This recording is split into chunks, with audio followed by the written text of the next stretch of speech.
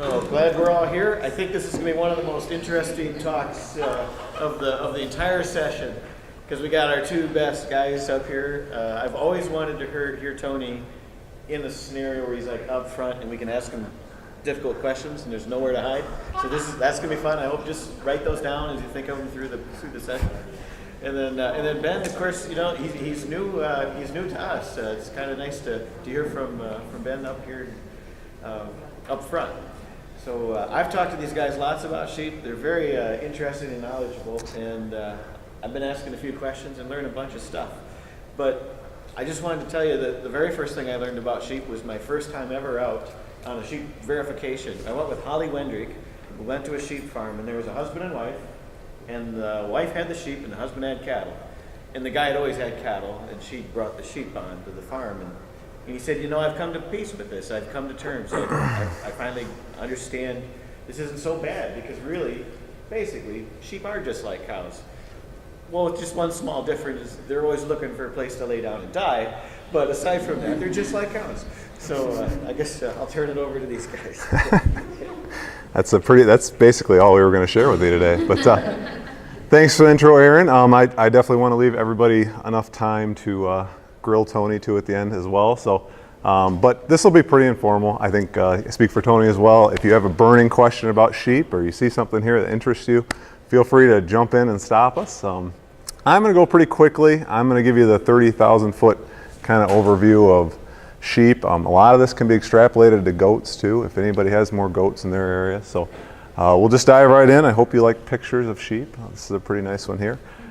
So we're just going to give you, first of all, I guess, just a kind of an overview of what sheep production looks like in Michigan.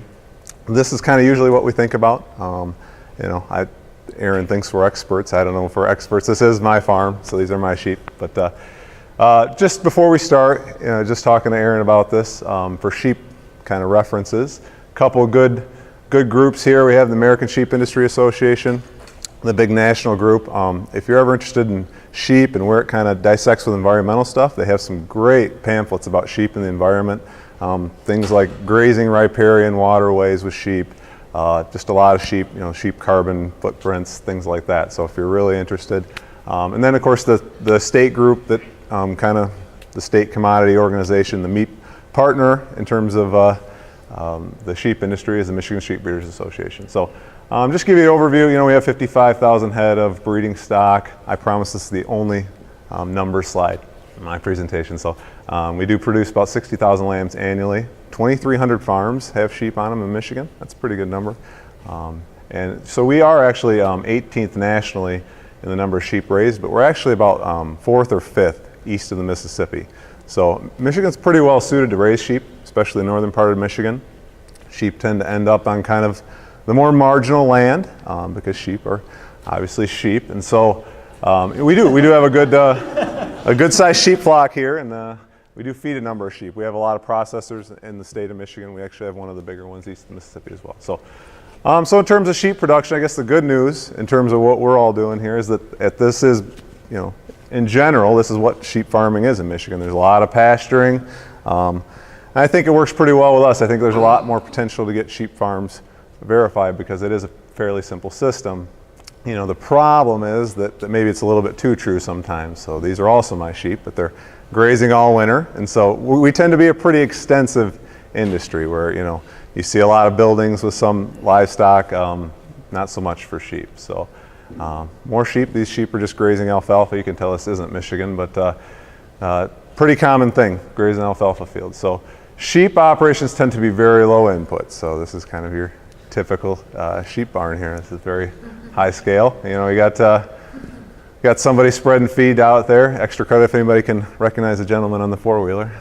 It's Ben Bartlett. But you know, this is a pretty typical sheep feeding operation. So you just got the round bale feeder. Pretty typical small flock setup here. Another pretty typical system, outwintering sheep. Guys are feeding them round bales, maybe rolling them out. You can see this is kind of a halfway roll out of round bales. You know, they're a little too frozen to really unravel. So feed on the ground. Pretty typical setup. You can see, you know, you see some little more modern housing here on some bigger farms.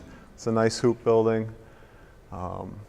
And what we see a lot, though, with the sheep is that we see a lot of conversions. We see that sheep are pretty adaptable. A lot of larger commercial sheep producers were guys that maybe were hog farmers before, dairy farmers, still have an itch for some reason to have some livestock. They convert their barns to sheep. They make a pretty good general shelter. So, hog feeders, a lot of lamb producers using hog feeders. If you see somebody feeding lambs, that's pretty typical. Bunk lines, this isn't my bunk line. Fortunately, mine's a little bit better than that. But this is kind of a typical setup too. We use one as well. You can feed sheep silage. You can feed them TMRs just like you can cattle. The talk about mixed ration, and so and Aaron's comments about them being cows. I mean, in a lot of ways, sheep are just little woolly cows. So that's they're just smaller. And so this is what a sheep looks like, right? Maybe. Just to give you an idea, it's a pretty diverse industry too. And so these are club lambs, 4-H lambs. That's just kind of a market of the industry, kind of a specific segment. These are also sheep, believe it or not. These would just be wool sheep. And so the largest segment being sheep that are not overly intelligent. So. Anybody's ever had sheep? This is a pretty big problem because the sheep will get the bucket on their head and then they'll chase the rest of the sheep who are terrified by this creature. So, pretty typical scene maybe in Michigan too is mixed species grazing. Pretty nice practice. You'll see a lot of guys maybe with some beef cattle to add some sheep in. Usually, you figure you can add one sheep for every cow and not diminish the forage that's available to the cows. And so that's how a lot of guys are looking at it. They want the cows to get the pasture first, and then sheep are there to sort of run cleanup duty. But that's because sheep and cattle kind of focus on eating different plants. That's the reason for that. So cattle being kind of grass grazers, sheep like leafy stuff. They're not exactly like goats. Get that question a lot. They're not going to eat brushy stuff all the way down, but they do like forbs, things like dandelions, all that kind of stuff. They like the leafy stuff. So. It's a nice setup too if you're getting a little more advanced. You can separate the groups, so you can send your higher needs animals through first. Here maybe the ewes of the lambs, then the cattle. And so, this is a lot of grazing. And so I guess tried to kind of look at what we might kind of encounter in terms of problems with this too. I think a lot of our farms are going to be pretty simple. But when I think about problems with sheep, possible environmental issues. The biggest thing I think of is that, cattle are very easy to control in terms of grazing. So, you throw up a wire and you're there. Sheep, maybe not so much. So here you got two of the strands of netting here to keep these sheep apart. So it can be a little tricky, the wire netting there. I mean, that's electrified. A lot of sheep producers use that. If you put one wire up, they're just not going to respect it. They have a lot of wool. It's a pretty good insulator. So we need something like this. Just another look at one of those systems. So sheep are naturally very close grazers too. They have the very small mouths. They're going to get very close to the ground. And so that can really, I think, lead to some big problems. I think that's probably the biggest thing that we're going to see. Fortunately, this isn't Michigan. I pulled these out of the old Peace Corps archives. This is in the Republic of Moldova. But you can see what it did here. Fortunately, we don't see too much of this. But another thing to consider, I think, with sheep is just mortalities. We talked about that a little bit already, especially lambs. Those are going to be pretty vulnerable. You're going to see a pretty frequent amount of mortality. So if you ever go on a sheep farm, they tell you don't have any. They're probably not telling you the truth. So you're going to see some of these. Sharps are going to be part of the process. I don't think there's a lot of a way around it. Predation, pretty big issue, no matter where you are in Michigan. All the way down to the southeast part, you get coyotes, wolves in the northern part of the state, so it's a really big issue. Guard animals, just to give you an idea, if you see a donkey or a llama, big white dog out there, those are probably guard animals of some kind. So all those can be pretty effective in sort of helping to keep the predators back. This picture is an illustration of direct marketing. So we see a lot of ethnic lamb sales here in the state of Michigan. And I don't know if you guys are aware that this happens, but it's a pretty big deal. We do have a very large Muslim population in the state of Michigan, especially in the southeast part of the state. Those folks are religiously committed to buying live animals and killing them themselves for religious purposes, and so I would say a very large percentage of Michigan sheep farms do some sort of this stuff. That's also going to lead to some mortalities and some offal, some things that are going to have to be disposed of on a pretty frequent basis too. So yeah, so we have to have mortality somewhere. This is our graveyard for our sheep, but it's getting pretty big at this point. You know, value-added stuff, another consideration, I guess, in terms of environmental stuff. You might see some, this is a meat verified farmer, but you might see some wool washing. So, you know, she's gonna have to wash her wool somewhere, gonna have some issues there. Somebody has a butcher by chance. Sheep dairy, I don't know that anybody really tries to do this, but it's possible. So you're gonna have some wastewater, and that's a consideration as well. Yeah, Aaron. Yeah. This is me. I think that's the last time I smiled in the parlor. I can't. And this is a retrofitted cow parlor. No, it's not. It's just a. No, this is like a parlor in miniature. It's awesome. Yep. Very cool. Hey, how often do you have to milk? Once a day. Once a day? Yeah. You can milk them twice or 3 times, but I don't like milking them that much, so. They're a little different.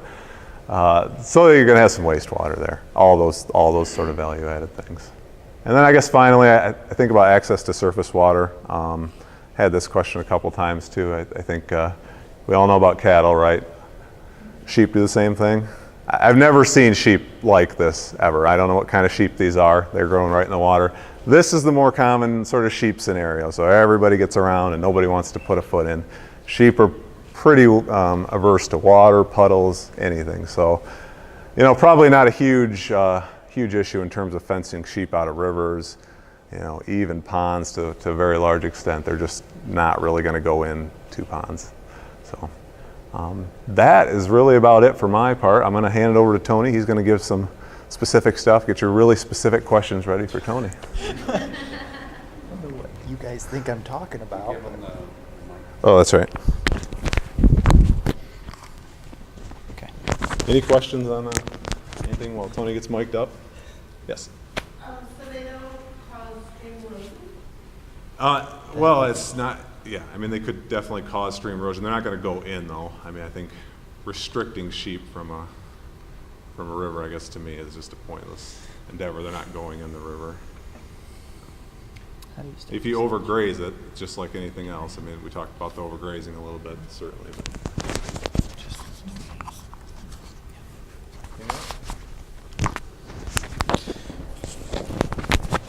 I'll be honest, I have no idea why you guys keep talking me up like I can't.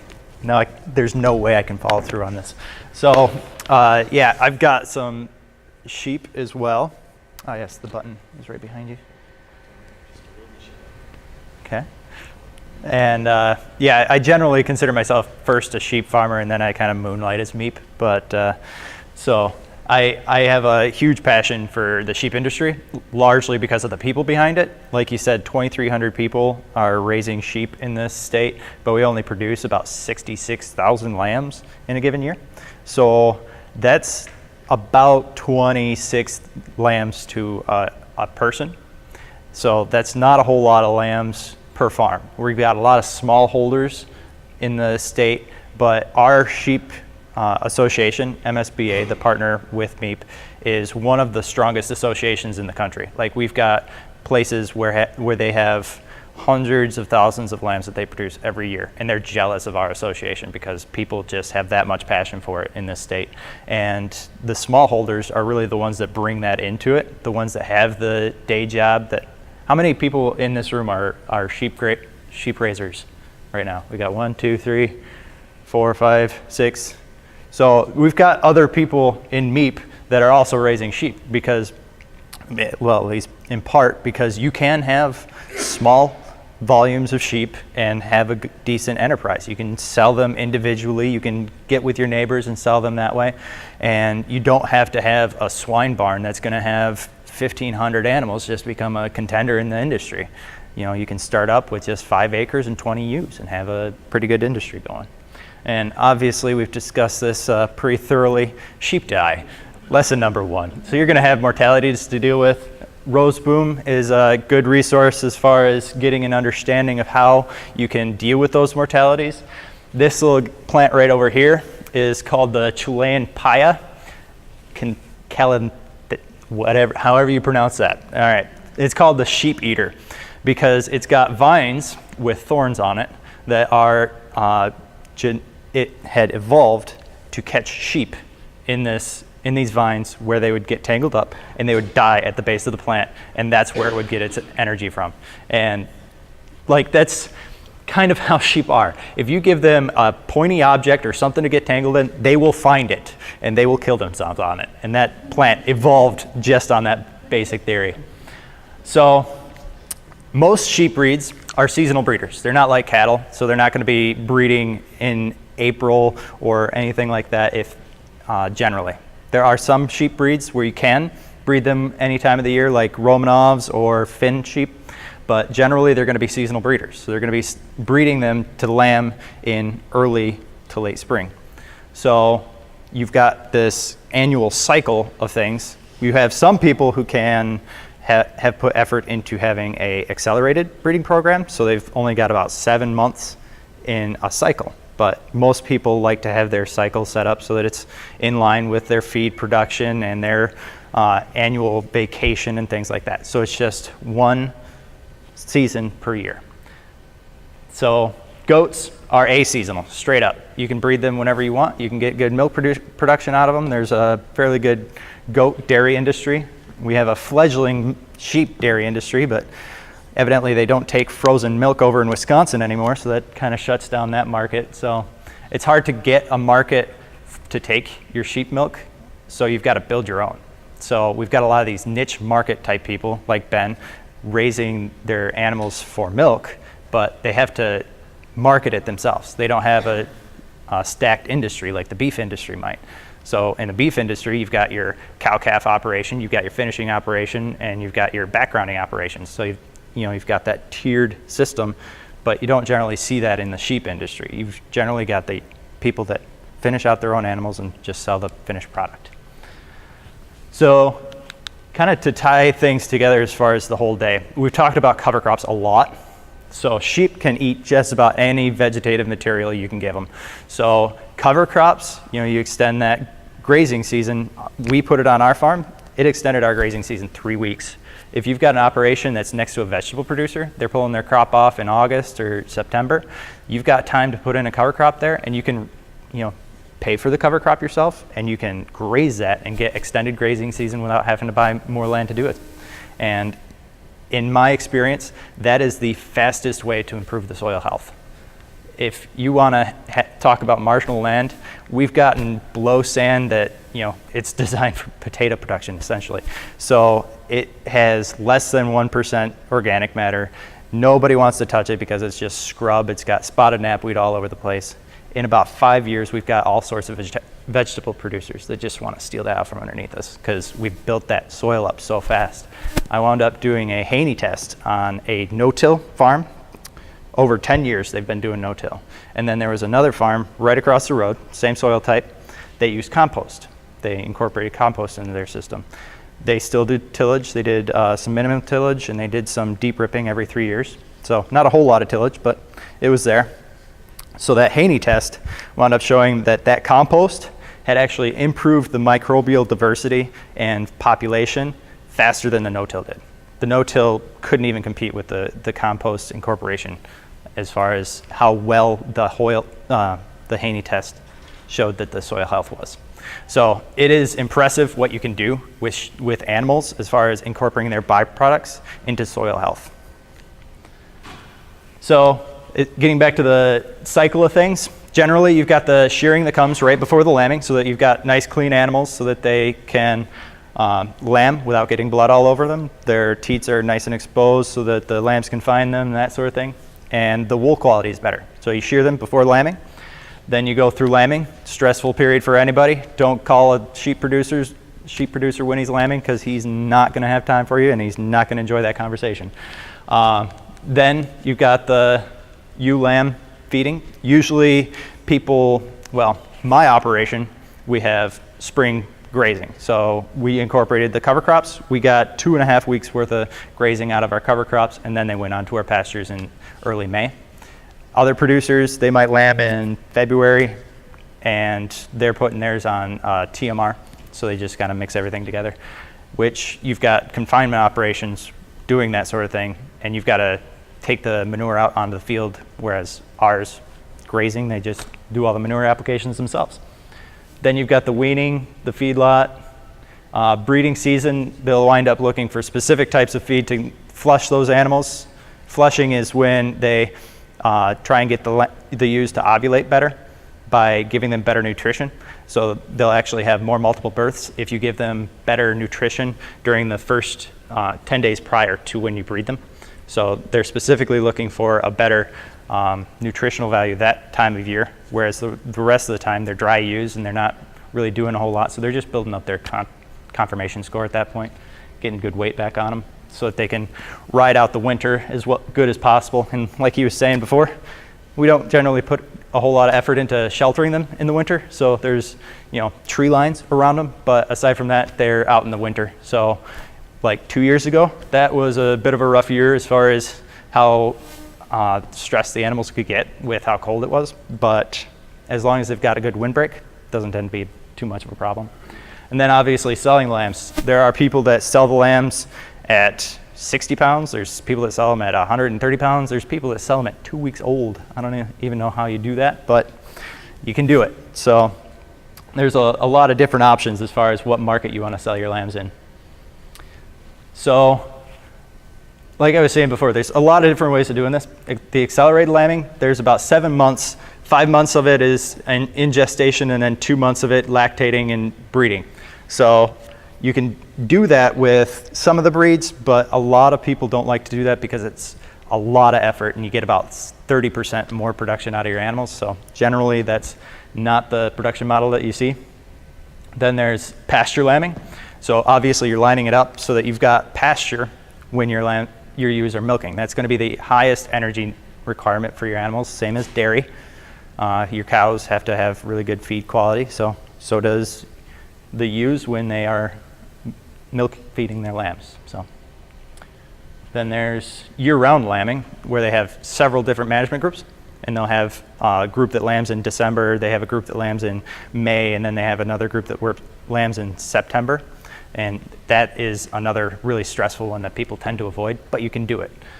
Feedlot operations, you don't see a whole lot of them. I think we've got 3 of them in this state, but you go out west and you've got a lot more large operations, like 20,000 head of lambs that they're finishing out in one operation, whereas here you might get a few thousand in a feedlot, so you don't generally see that too much.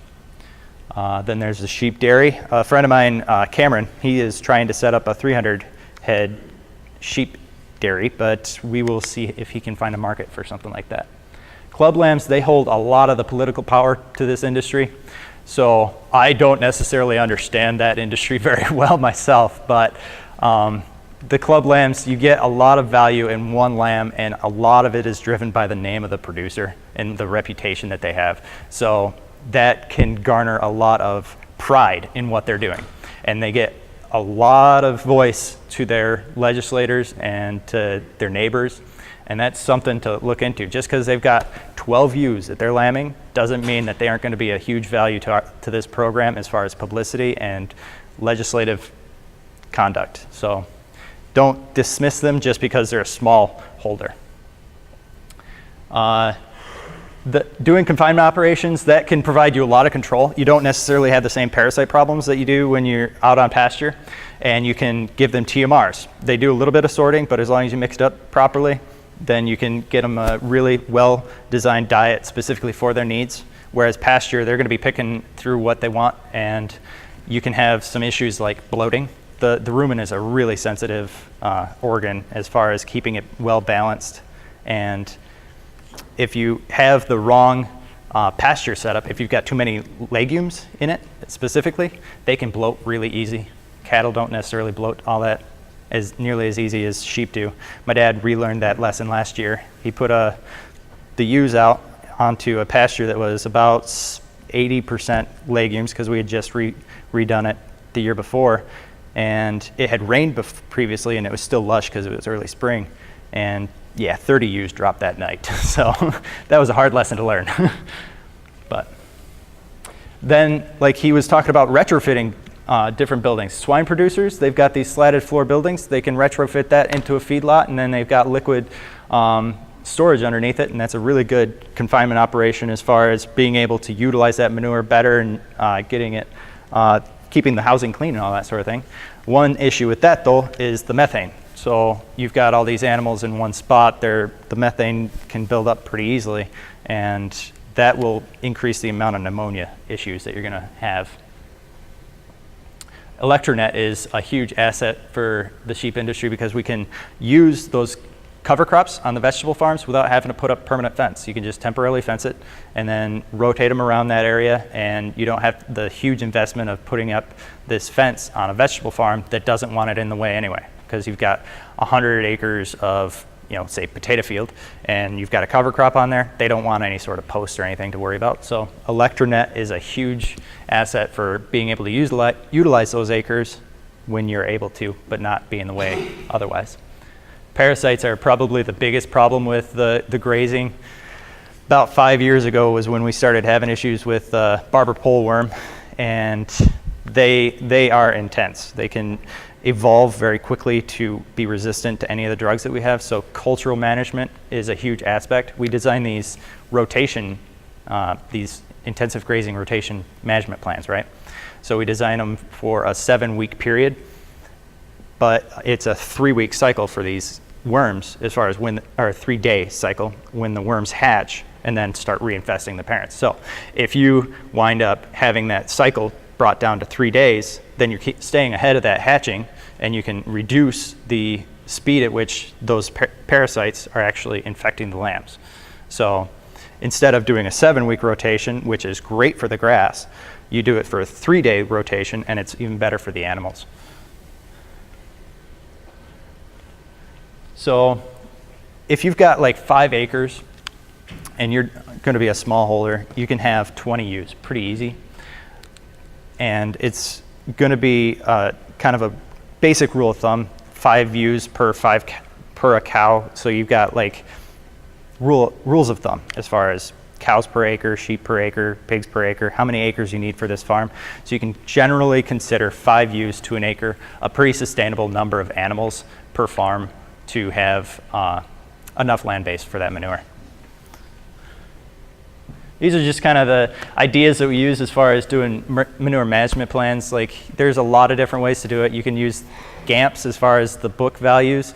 You can use calculated values by doing manure tests. You can do feed purchasing, or how much you're bringing onto the farm to evaluate how much phosphorus and stuff you're concentrating on the farm. So there's a lot of different ways to do it. It's just a matter of how well your farm is keeping records on things. It's going to be kind of a case-by-case basis, depending on what you're dealing with. Yeah, there's a lot of different options there. But yeah, there's just so many different aspects of the sheep industry as far as how you can incorporate it into MAEAP and how it can benefit other operations around them. So it's, pretty open. If you guys ever have questions as far as what you want to talk about and things, like, we're always around. Yeah. How does manure management for raising sheep compare to like a small beef operation or whatnot? Compare in sense of, do you use different resources other than soil tests and manure tests, or? Because sheep, they have pellets, right? Yep. Do you have to worry about like storing it in piles like you would for beef or horses or anything like that? It stacks a lot easier than if you're dealing with beef operations, but generally speaking, if you're going to be out in the pasture system anyway, you don't need to worry about the collection of the manure. But if you are in a lot operation or you have a lot of bedding or something like that, then you're going to have a substance that'll stack a lot easier. The biggest asset as far as them having pelleted manure is their colon is a lot more effective, so they pull water out of their feed really well. They don't need a whole lot of water during the summer, so they can deal with smaller basins of water and just temporary things set up. Something I've noticed in our manure storage, when we bring them in for the winter in the barn, is it's amazingly dry. You know, their bedded packs just stay dry. They're using so little water, and we're feeding them dry hay, but it's actually much easier to store and handle their manure than any of the other species. For sure, for sure. Yeah, you can keep a barn a lot cleaner for sheep with much less straw requirement than if you had a beef operation. The only thing that, in terms of Jerry's presentation, I guess, there is an odor concern, I think, there though, too. Yeah, just a possible odor concern because the sheep, they compact things very, very heavily. They have those little tiny feet, and they actually exert a lot of pressure. So there's a lot of compaction concerns, especially you saw the winter pictures of the grazing. Those sheep are actually grazing turnips on our farm, so we'd plant turnips after the wheat. And just sort of one of the things you have to consider is if you're in March or sometime when it's muddy, there's going to be a lot of compaction there. But in terms of the manure, it can really get packed into those barns. So if you have a bedded packed barn and they haven't cleaned it out in a year, you're going to have a lot of manure there, but it's also going to be very tightly packed. And when you start ripping into that, it does release a significant amount of odor. And so just something to consider. When I go to a sheep farm, a lot of times, and I go to a lot of small sheep operations, maybe you can repeat the question. Yeah, go ahead. When I go to these places, a lot of times the trouble you seem to see is that it's overgrazed, and like there may be actually some nice tall stuff, and they're just returning to the regrowth over and over again. I'll even see bare spots, kind of like horse operations. Could you guys talk at all? Like, I'm just thinking in the sense of us meat people going to a meat sheep farm and helping them through that process. As far as the vegetative health, What can they do? What should they be thinking of? I know they're recycling parasites in this scenario, and I think there's some information we could share there. Maybe Yeah, so the question, just for the folks watching the video, is whether what to do, I guess, in terms of helping producers with grazing, and I guess in terms of selective grazing. And the thing with sheep that I would say is that sheep are very selective grazers. So we talked about they're kind of overgrazers, and what they will do is just graze the things they like just away. They will just graze them to the ground until they're gone. And the things they don't like will just become a problem. And so that's really going to be an issue. To me, it's always an issue, and a lot of producers, they're just going to have to sort of, if you can, trying to manage that as much as you can. So they would graze that area. You're always going to have those things left, the stemmier items, because they have those little mouths they can select away from the stems and things they don't like. But so you're always going to have to a lot of times go back and clip those areas, and that kind of will give you a little bit of cover, of the places they've overgrazed, and it helps you to kind of avoid eliminating some of the species in your pasture. But it's also an issue, I think, in terms of wasted feed. You saw those bales out there. I think even with the round bale feeder, wasted feed and maybe some of the odors and some of the things that we're worried about that are associated with it is always a problem, because sheep are very selective. And so it doesn't matter how good the hay is, they're going to pick through that and eat the little leaves out and leave the rest of it. And so that tends to be a problem too. I think you probably see a lot of times. I mean, I think I've seen a lot of sheep farms where they have that feeder and it doesn't move a lot, and that feeder keeps getting higher and higher and higher. And so that's kind of an issue you have to watch for.